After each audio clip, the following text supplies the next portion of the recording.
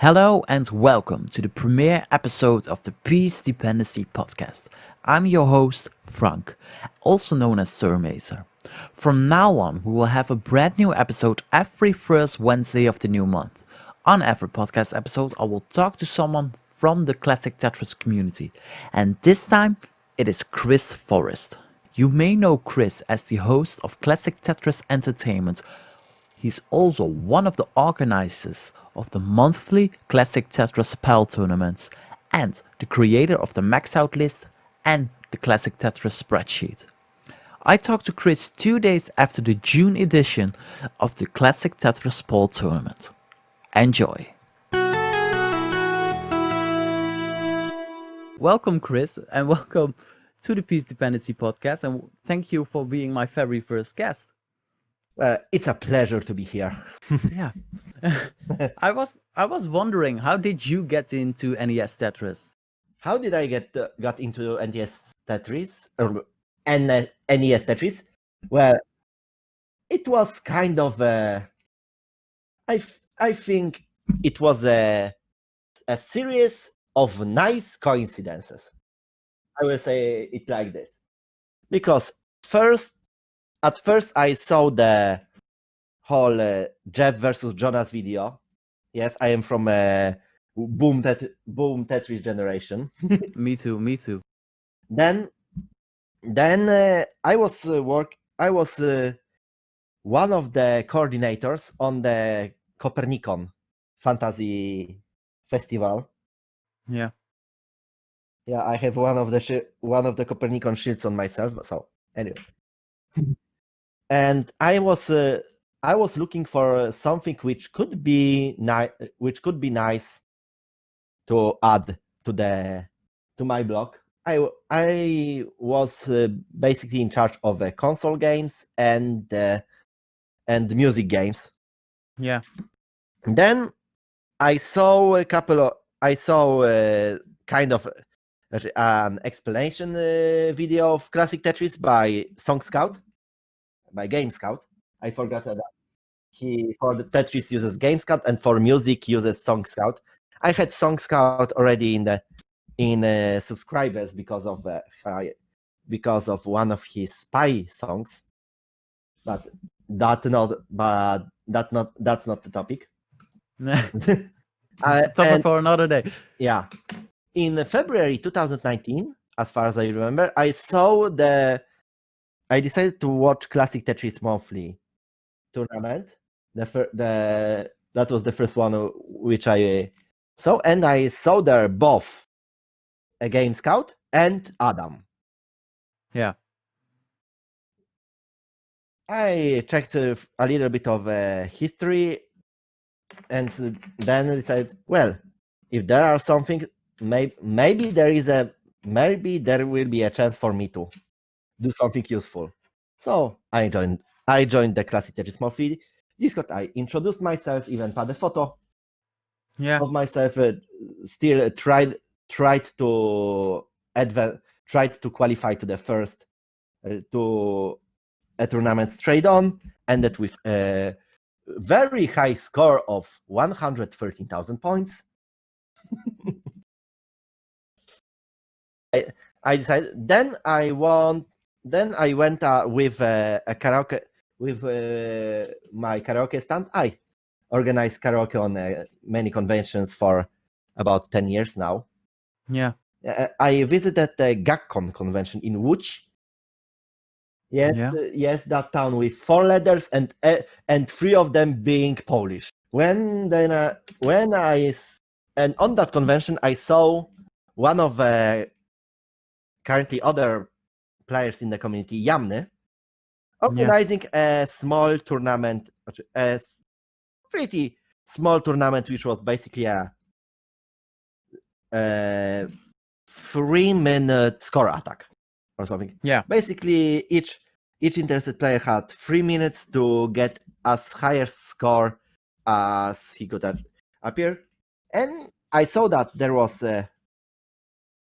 about 7 or 8 people interested.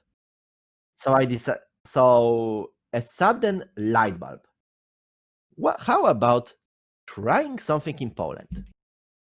So first discussion with other organizers of Copernicon, they definitely agreed. Then discussion, then mail to Vince Clemente from Classic Tetris World Championship if he would approve. After a little bit of time, we got an approval and a Classic Tetris World Championship Poland logo, and I think that's how I started organizing Tetris in my country. In the meantime, I was also trying to look. I saw the information from tournaments. Tried to get some information from even earlier history or from some regional qualifiers, but at first sight was unable to read. So I decided that because I suck in play, I may be useful by other means. So I went up and dig through through most of possible sources, to Facebook, history viewers, etc., etc., etc., to dig up as many as possible matches from related in NES Tetris, starting with the first year of Classic Tetris World Championship. Which is back in 2010. Yes. Yeah. As far as that's how kind of Classic Tetris spreadsheet appeared.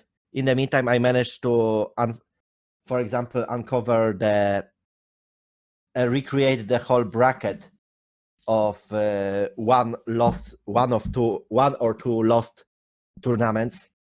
So which there was which was scraps of data, but someone had to sew them into one thing. You mentioned you started CTWC Poland, and this year we had CTWC Poland Light. Yes. Was this the first time there was something organized under the CTWC Poland banner? No, that CTWC Poland Light was the second event. Second one. Was it inspired by Green Tea's Japan's Light, or did you think from we had a CTWC Poland before, I want to do it again, and Green Tea was earlier? I think it was kind of inspired by Green Tea's event, mostly because I was already after the first CWC Poland. It was on the PAL version, so the next PAL edition would be probably have a small rebrand, but it still will be NES Tetris. But then we know what happened with COVID. At the moment they announced the lockdown in Poland, Yeah. 3 events that I managed to arrange the qualifications with some friends in 3 different places of Poland, basically postponed themselves and or cancelled. Yeah. So I wanted to organize in this year in Poland maybe about 15, 16 smaller tournaments, ending with Poland Championship in Toruń.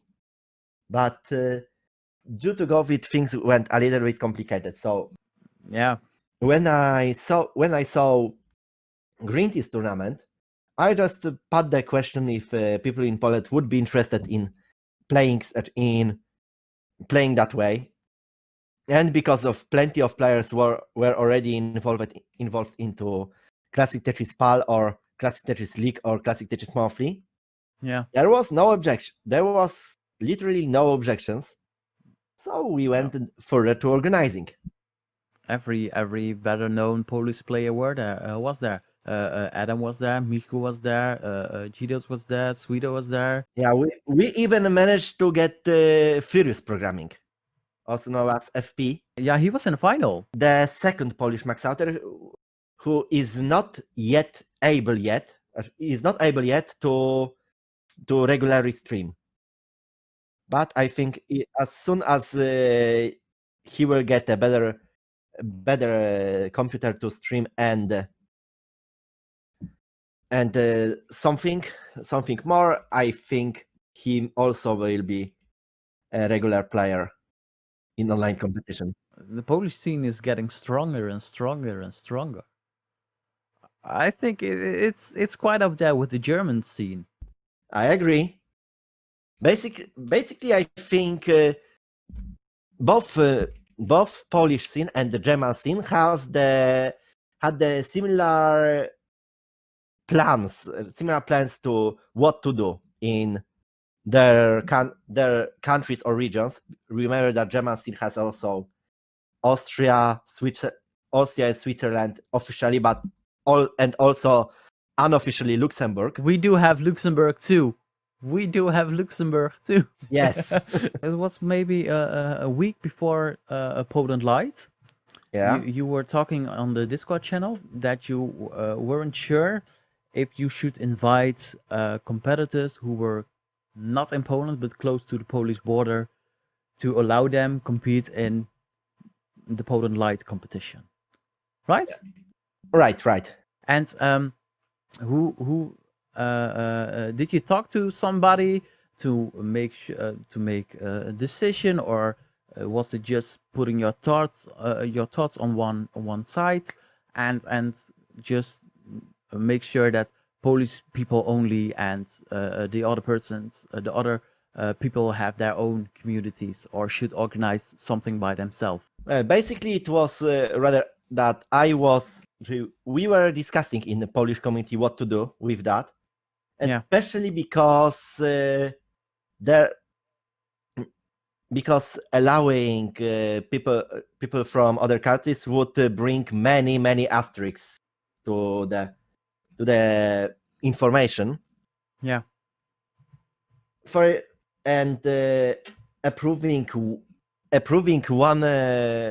one player which would be doing a little bit dirty way into the competition would end up kind of weird. For example, there was kind of couple black scenarios in my head, like players from other countries looking that everyone are going in and leaving the top 16 only with Adam and maybe Furious.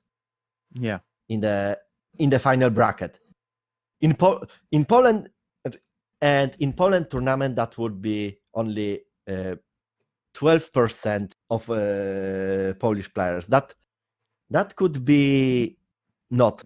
You want to showcase Polish best. Yes, but also I know. So on the first edition of Poland Light, I went up with a full close approach, but with next events, I think we will go with a little bit more open approach with players from Czech Republic, Slovakia, Belarus, Ukraine, Lithuania, and maybe some more would be allowed. I think there will be some couple of additional restrictions added, mostly because I want not only to one country or region to grow up. I want the whole scene to grow up. And let's look, for example, at Sweden. Yeah. Sweden is rather strong in terms of players. They have Linus Jorembo, the first ever Classic Tetris European champion. They have Tegamech, the first max outer from Sweden. There are plenty players close to max out, like Tilbax, like Eric and Sabina. But despite having plenty of strong players, did you heard about Classic Tetris Sweden Championship? No, never. And that's kind of a bad thing in my eyes. I think they go to Finland for Classic Tetris Finland. As far as I saw, no. Oh.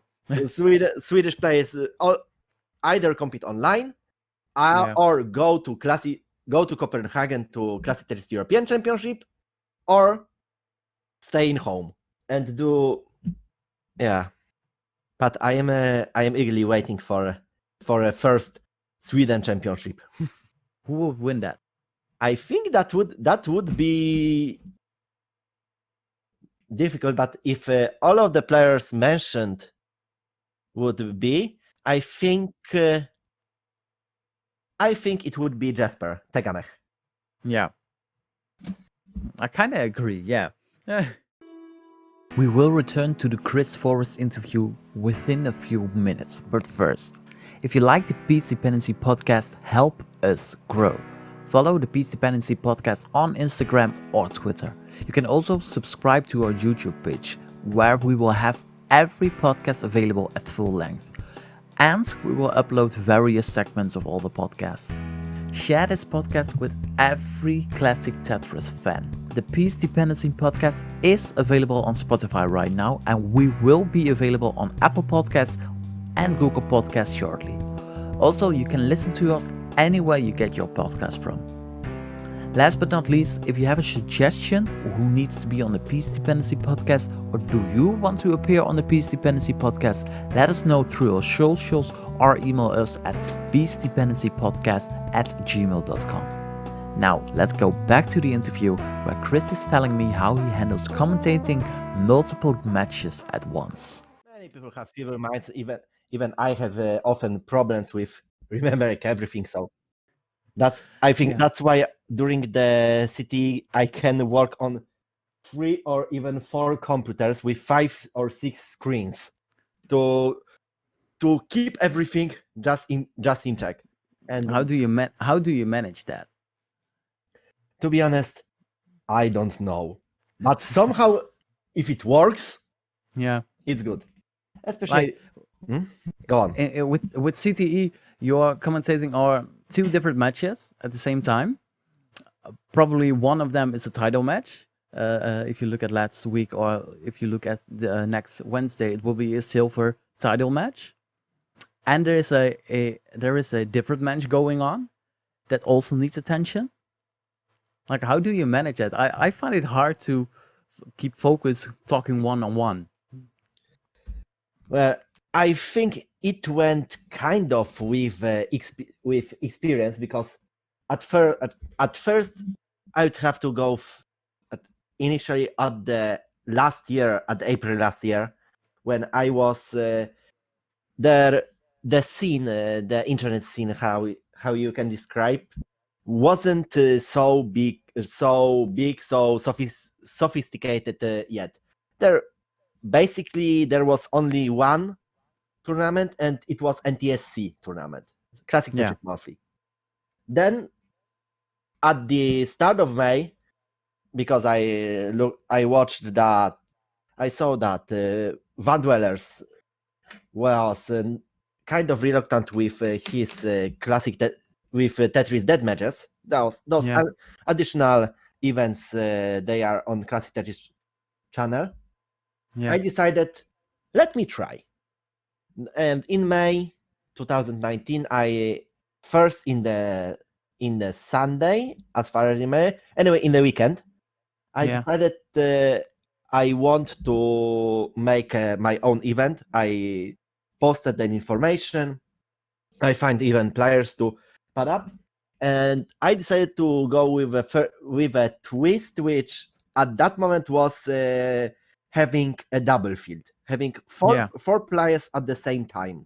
And CTM didn't have that at that time. Yes, CTM didn't have that. I was probably the first person who decided to go with that, and possibly the first person who even managed to go well with that.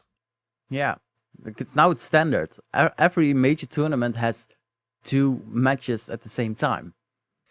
You see it in CTM Masters, you see it in CTE, you see it in CTP. But so I think that kind of standard was set up even earlier, during the Classic Tetris World Championship 2017, 2018. But I think my first episodes of CT, which after that pilot episode in weekend started in June, at first day at 18 UTC. Yeah. Then people saw that it can be possible, and in some cases it can be even needed, Yeah. especially because remember that for example, in CTM there is during those show types events like Masters event or maybe Challengers Yeah. quite soon, there are 2 matches going at the same time. Yes. But I think in in our PAL scene we raised up to 11 because there are 2 matches going at the same time on 4 channels. Yeah. So that means huge number. I was competing. I was competing last Saturday at Tier 2, and I was performing on Paul Geo's channel. Oh, yeah, yes. Yeah, you were live on your own Twitch channel. I saw Tugi was live on Yes. his Twitch channel, and Rocco and I think it was Brandon were live on Classic Tetris PAL. And it starts from 16 UTC till I don't know. It's 22 UTC. It was midnight here, I believe. Yes. As far as basically the system is made in a way that, well, how can I describe this? Moment. Buffering. Okay, basically, we in Europe, the concept of an event like show Yeah. is not, I think, is not well too liked in the community. The players want to compete more in place of fight, in place of having one match, than watching to the end to see that Joseph won again. Yeah. or Yeah. or there was so in I noticed that during those first we noticed that during those Yeah. first months of Classic Tetris PAL, when it began, and after a couple of months, at the beginning of 2020, we decided to try a double elimination approach for everything, Yeah. and it went surprisingly well. How did the players react to it? The first time they heard it was double elimination. Personally, I didn't heard any objections, so No. I think the community decided it was at first a good idea to try, and Yeah. then when they saw that, and then they decided that it's a good idea to keep. Yeah. So we are going with this. It can be sometimes some days a hell in case of organization, but Yeah. if I think if players want something, Yeah. that's the organizer's duty to deliver it. Yeah. Just let's go back to last weekend. We had a historic weekend. On Saturday, the first Latin American won a major Tetris competition. I believe Martin from Argentina won. Yes, in tier 2, Martin. Yeah. Yeah. Also known as Pepe from Pepe. Yeah. Argentina, and that was still quite shocking because, as far as I know, as far as I remember, maybe let me just also put Classic Tetris spreadsheet that match database project I am doing on to have a sort of confirmation, and Yeah. because after the tournament I said that Martin was the first player from Latin America that won something, but I didn't check it thoroughly. But on Classic Tetris Monthly, I don't see winners representing Brazil. I see Australia, I see Malaysia, but I don't see Brazil. But Brazil with players like Raporto and maybe should be there. But do they play PAL? Do they play NTSC? Also, well, Brazil is kind of a special case in terms of PAL or NTSC situation, because as far as I know, they have a PAL system, Yeah. but at 16 FPS. All right. So Yeah. they have PAL systems, but NTSC frame rates. Oh, great. So Yeah. So they can play whatever. Yeah, I don't know. I don't know if they can play European PAL consoles like we have. I think they have to No, play the NTSC. yes, as far as I know from Eng Johan or Haporto, they Yeah. play NTSC Yeah. mostly, but for some time there was Haporto was taking part in PAL tournaments in the initial months. Let me just Yeah. check the history. And yeah, he was in the first month. Yeah. Unfortunately, only in the first month. Yeah. And on Sunday we had Adam MTS, who dominated everything. He only lost one game, and he lost that in the finals against Tetris Reader. He just I cannot say any other words than he humiliated the competition.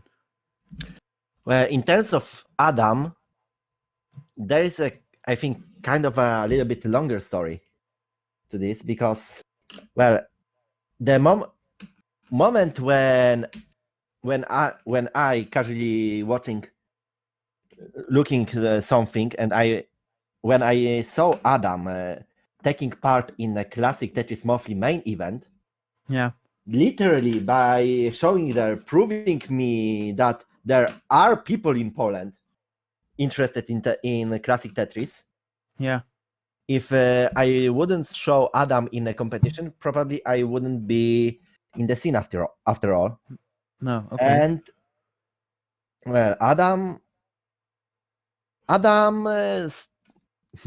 how can I say this? Adam in terms of skill is a diamond. He is a dust player. He's one of the, in case of personal best, he may be in the top 5 dust players on NTSC. He has 1.1 million. Yeah. With max out in April 2019. Yeah. First, but he still thinks not polished enough. In the case of valuable stones, that the polishing process, etc. No pun intended. So Adam resorts to training and trains really vigorously. He is so persistent. He's so training oriented. I can see. Sometimes it can freak others out, but Adam says that Adam says that everything he managed to go was not because of talent, but because of the hard work. I kind of agree, but I think say like it could be about 60% work, 40% talent. Look, I looked it up. He only won CTP for the first time last February. That was the first time he won Classic Tetris PAL. Classic Tetris PAL? No, he won at the January. Brandon won in January. My mistake, sorry. Yeah, he since the first Classic Tetris PAL event was one of the favorites. Yeah. To go, just look, top three, runner up, another runner up. Yeah. But how great would it be when you see Adam versus Yanni versus Swavar in Copenhagen I for will the say European this. title. I saw Adam versus Yanni, and I commented it live in Toruń Yeah, during Classic Tetris Poland Championship. yeah, And that because it was September 2019, that wasn't Adam's final form. That was no, before he started getting hundreds of lines on level 19. Before he got the transition on level 19. yeah, But even on that event, everyone knew that Adam has potential for great things, and now I think it may be his year. Do you think he can be a world champion one day? In terms of PAL, yes. In terms of NTSC, that would need even more work for him, especially because he's a DAS player. Yeah, And the World Championship may be sooner or later dominated by hypertap, I do think even yeah. more hypertappers. We may see how the situation goes on the Classic Tetris monthly series, but just remember that Adam is also in Classic Tetris League in the highest division since the very beginning, and in the season 6, which ended this Sunday. Yeah, He won Division 1 against nice. Dog playing Tetris, the youngest Max Sauder tapper, Yeah, Nenu from Indonesia, also tapper 3-stop. Plenty of strong players, but he ended he won. on top. Okay, let's go back to Classic Tetris PAL. Okay. We discussed last weekend and how great of a weekend it was. But if you look to America, Van Zweller is pausing CTM for July, and he wanted to have 2 breaks in a year in July and December, and he's pausing. Is it possible for Classic Tetris PAL to have a break somehow? I think there is a chance for Classic Tetris PAL to have a break, but I think about that like a black scenario, because looking at the situation, it makes me and probably other people there that if there would be a break in PAL competitions, some players would inevitably decide to drop PAL and go NTSC only. Yeah, And in comparison, Classic Tetris PAL is the only tournament like PAL event on the scene, while NTSC scene has Classic Tetris Monthly. There is a league organized by Midus. There is a Classic Tetris Brawl by Dog. There is a Classic Tetris Gauntlet. There are also tournaments like Kingsman Tetris Friendlies and plenty of smaller events. Yeah. So NTSC way bigger, having more events. Yeah. Even if the premier tournament like Classic Tetris Monthly could have a longer pause, the team will prevail and will still grow. Do you think that for the July tournament of Classic Tetris PAL, the tournament field will be bigger than ever because CTM isn't playing this month? So, do you think the NTSC guys who are quite interested in PAL are joining the server and maybe qualify for this month's tournament? Let me say think this way. I am already scared because I have no idea what to expect. No, because of the situation. In last month we had 47 players, which already put us into a situation that we should start with tier 3. Yeah. We have to remember that each additional tier means 2 more at least 2 more people needed to organize things, especially if we want to go with the whole system we have, with taking 1 week in the month for a tournament, and taking 1 day in a week for an event like CTE. And who is helping organizing CTP? I think mostly there are all 4 currently active crew members: Rocco, Ricci, Arkina, Imok, and yours truly are putting a huge amount of work into the tournament, as well as people who decide to just help in restreaming or in providing commentary, or even just filling the protocols. Making classic Tetris PAL tournaments is definitely a teamwork. Last one had 47 competitors, so you had to check 47 qualifications. The Saturday of tier 2 was going nuts on the bot channel, because I think Tugi and Lorax were checking all the PBs. Yes, but basically there could be an option to put to make a tournament with using with the help of a small number of players as possible. But I don't think one host would be able to go with 24 hours of a tournament. No, especially because normally viewer and player span can be around, as far as I remember, 4 to 6 hours. So if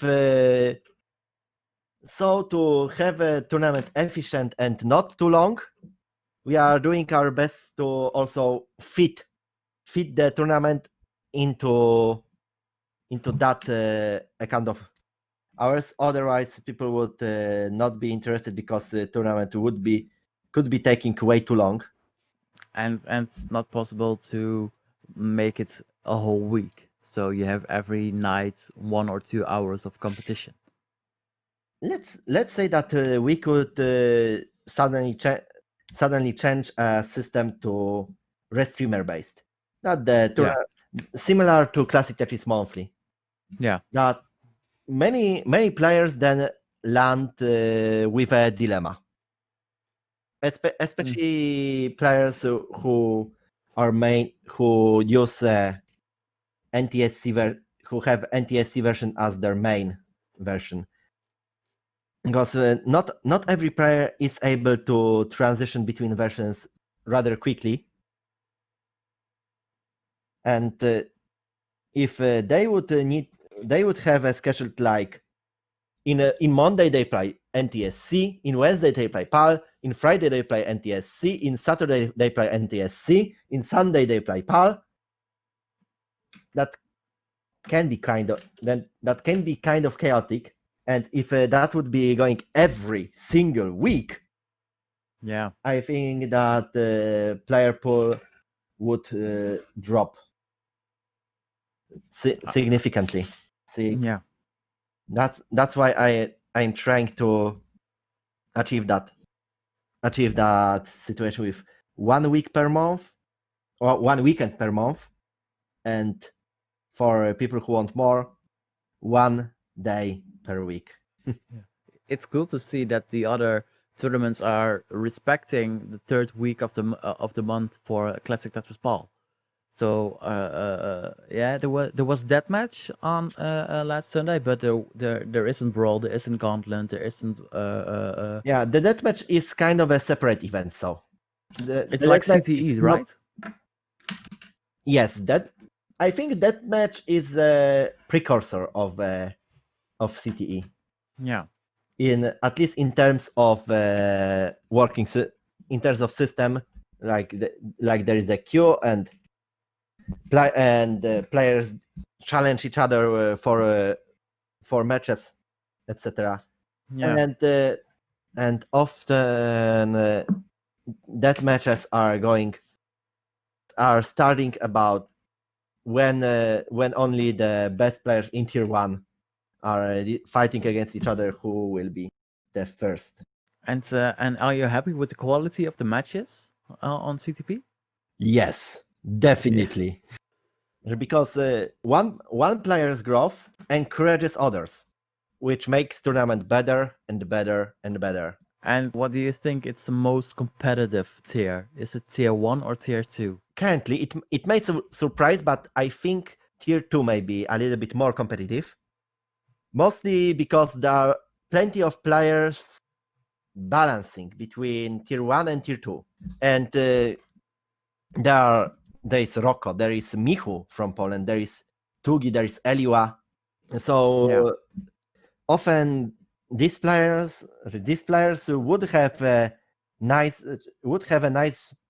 run in both tiers. Yeah.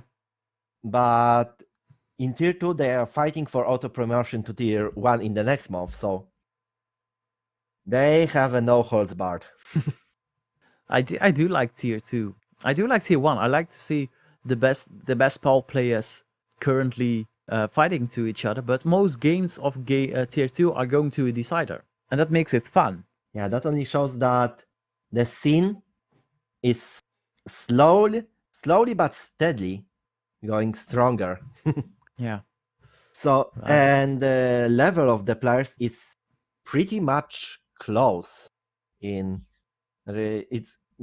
are getting even closer together, so there may be even more deciders coming in. You were talking about you did a lot of research about NES Tetris, right? And what was the reason of starting the max out list? Possibly the same reason as was in making the classic Tetris spreadsheet. I just wanted to be useful to the community. It is useful. And I think I maybe got too much because we went first through all the informations about the max outers, first found on Tetris concept, and then people started to sending me their max outs. So after compiling that list by adding players who by adding to the list from Tetris Concept all of the players who wasn't on Tetris Concept but posted their max outs, for example, on Discords. Yeah. The list was published and people decide, and I think people like it. Sometimes there are fun. Sometimes they found some new information about even older max outers. So we are trying to verify things with all of the community. Yeah. And the list getting bigger and bigger. Who knows? Maybe one day I will be one of the members of that aforementioned max out club. I hope so. I hope so too for myself. But I see it's a community thing right now. Like there was a couple of weeks ago, I think there was a Taiwanese player who wasn't really sure if he had a max out because he had possibly a fixed seed or not, and I had to read to 100, I don't know, 150 messages just to make sure that max out was verified, yes or no. Yeah, it was the whole verification started with when one of the players posted a max out, in which other players, someone noticed that the movement of some pieces was pretty much unlikely unless you were a machine. That was a whole long drama story a year ago. It turned out that the player was using a mouse to play on the emulator, and Yeah. the mouse allowed to hyper tap even faster than the NES controller allows. Yeah. Mechanic allows to. there many of crap was spilled. Player was banned for some time on many of the servers. Yeah. After the couple of months, player bought his own NES controller. He started to play on the controller, not on the mouse, and he got a max out on the stream using a controller with a hand cam. So finally, Yeah. after a long struggle, he became legit. Yeah, it's a prestige thing to max out. The top tier players are playing constant above a million points, but I think the first time you reach 1 million points, it will be magical. I agree. Still, as far as I count, out of all of players, currently, I think one out of 10 has a max out. This is still a rather rare achievement. Yeah, it is. Yeah. Okay, last few quick questions. I was wondering, I saw a few promos with you and Kingsman about your match. I think it was CTL. How did that start? It were a wrestling type promos. I should go back to 2014, but no, that's another story. Just one moment, on a Discord there was on the Kingsman, at the first edition of Kingsman Invitational Tournament. Yeah. There was after drawing of the brackets, it went up like that. Me and King ended against each other in the first round. Yeah. So I posted. So are we going? So should we do promos for this tournament? And I saw that couple people reacted, and that was enough to Just to do it. Yes. Then so first I posted. Then a couple of days later, Kingsman posted his answer. Then later I answered for his promo. Then he again answered. People were more hyped with that match between players which in the scene which had rather mediocre / average personal bests. People were more hyped to see that match than another match between two max outers. When can we expect another one?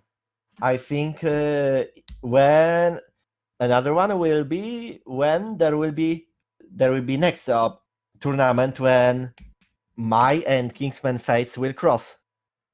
Okay, last two quick questions. Who will be the first Austrian max out player? Janine, Tugi, or Eloa? I will do a twist. There will be player number 4 who will post a max out on YouTube, not aligned with any of those three. And do you know who that will be? I have no idea. It will be definitely a new player because the Austrian race for the max out is now so close. I think it will be Janine.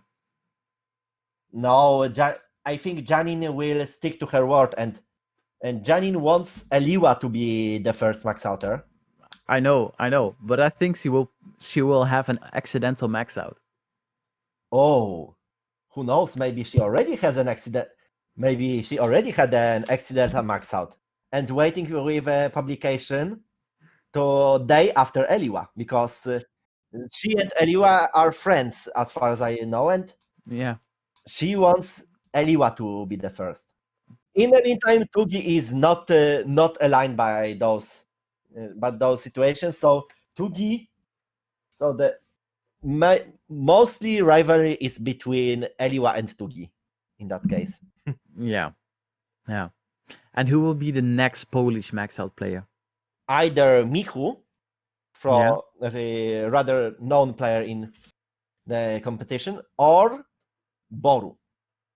Boru is a player who with 800,000 points personal best, but he is active currently only on regional Polish Facebook. He said that after that he first will max out and then will start competing. But And no Chris Foryst? for me, there is still a long way. First, I would need to pass at least 600,000 on NTSC, then get a little bit more stable on level 19. Yeah. Because I managed to go 110 lines on level 19 with level 19 standard, but which could be enough to reach the kill screen, but it was not. It didn't provide enough points to be able to run for the max out. Yeah. Chris, I thank you for your time. I thought this was going to be 30 minutes max, but we talked for like an hour. So thank you very much. Have a good night. Good night. Yo, bye-bye. Bye.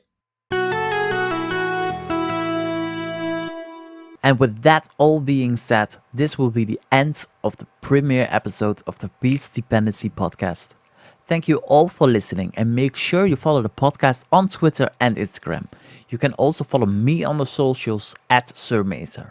For now, have a great Tetris month, and I will see you guys in August. Bye!